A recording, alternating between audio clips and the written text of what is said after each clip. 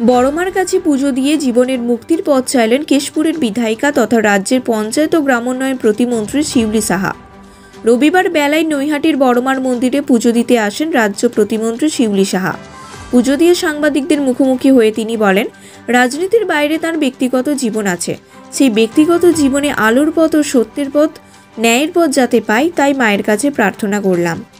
ব্যারাকপুর থেকে বিশ্বজিৎ নাথের রিপোর্ট, বাংলা এমজি নিউজ। ভাবছিলাম মায়ের কাছে আসবো বড় মায়ের কাছে, কালী পুজোর সময় হয়ে ওঠেনি।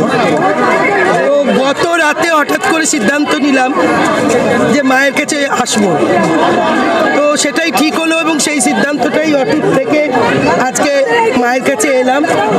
বড় মায়ের দর্শন পেলাম, আমি ভীষণভাবে আনন্দিত যে এবং ভালো লাগছে, একটা তৃপ্তি যে মায়ের দর্শন পেলাম এত সুন্দর করে।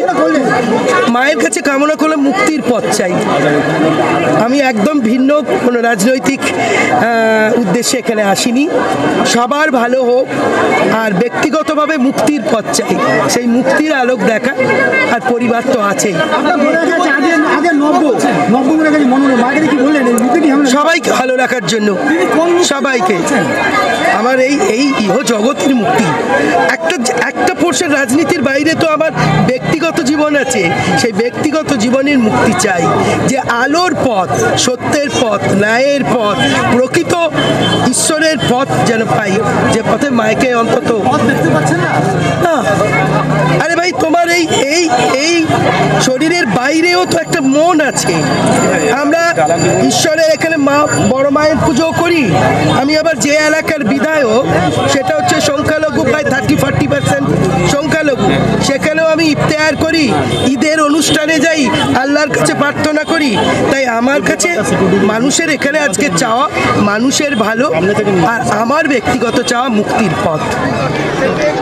আজকে মায়ের কাছে এলাম, বড় মায়ের দর্শন পেলাম, আমি ভীষণভাবে আনন্দিত যে এবং ভালো লাগছে, একটা তৃপ্তি যে মায়ের দর্শন পেলাম এত সুন্দর। কি কামনা করলেন?